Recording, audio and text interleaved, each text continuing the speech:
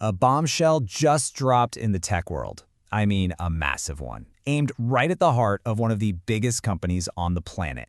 And it really makes you wonder, is search, as we know it, finished? So this is what kicked it all off, an announcement from OpenAI's Sam Altman. And look at that quote. AI represents a rare once-a-decade opportunity to rethink what a browser can be about. So, this isn't just some new feature. They're talking about a total, fundamental reimagining of how we use the internet. And what was the market's reaction? Well, it was immediate and it was brutal. Now, the rest of the market was having a pretty good day, but Alphabet, that's Google's parent company, their stock dropped 2.8%. That is Wall Street screaming, hey, we see this as a legitimate, serious threat. Okay, so what is all the fuss about? Why is everyone freaking out? Let's actually break down the user experience, because this is where it gets really interesting. Welcome to the Search Experience Showdown. This right here lays out the difference perfectly. With Google, you type in a few keywords, right, and you get back a long list of blue blinks. The job of clicking through, reading, and putting all that information together, that's on you. But with this new approach, you just ask a normal question, and the AI does all that synthesis for you. It gives you a direct summary. You are no longer the one doing all the heavy lifting. Yeah, the difference is so dramatic that it prompted this, pretty blunt reaction. After seeing the two side by side, the immediate gut take was just, Google's going to get destroyed. That's a powerful thing to say about a product that feels, to some people, instantly and obviously superior. And really, this brings us to the most important question from a user's point of view. I mean, think about it. Once you get used to getting a direct, synthesized answer to your question, why on earth would you go back to just a list of links? Why would you choose to do all that work yourself again? But look, this isn't just about a cooler user experience. Not at all. This is a direct assault on a massive, massive business model. So, as always, let's follow the money. And here it is. This is Google's vulnerability in a nutshell. A staggering 57% of its revenue comes directly from search ads. Not YouTube, not their ad network, search. So this new competitor isn't just nibbling at the edges. It's aiming directly for the absolute core of Google's multi-billion-dollar empire.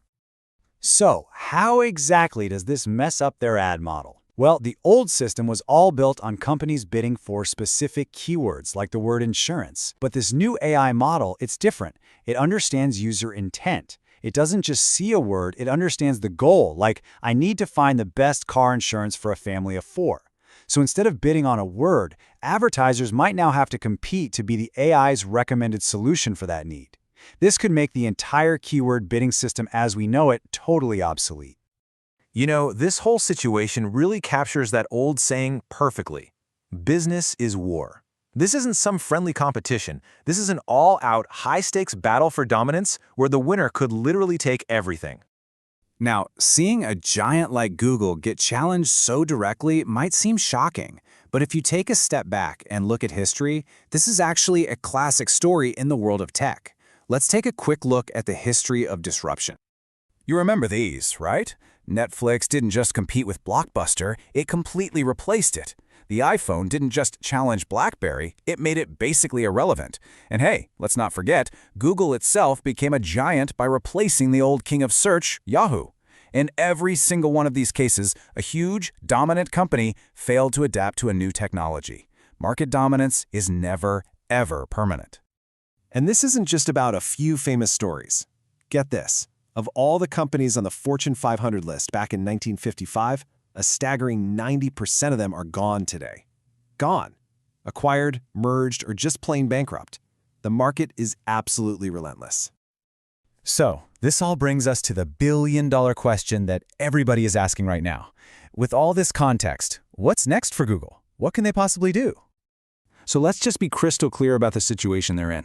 This isn't some minor challenge. A new and arguably superior product is targeting the very heart of Google's business. It's a perfect example of what's called the innovator's dilemma. See, Google is so good, so profitable with its current model that it might be really hesitant to embrace a new technology that could destroy its own cash cow. The very thing that made them so successful could be the very thing that prevents them from adapting. And that leaves us with this final, massive question.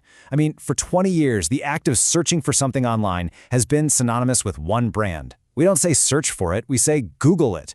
Could we be on the verge of seeing that verb, that cultural institution, get replaced? We'll have to wait and see.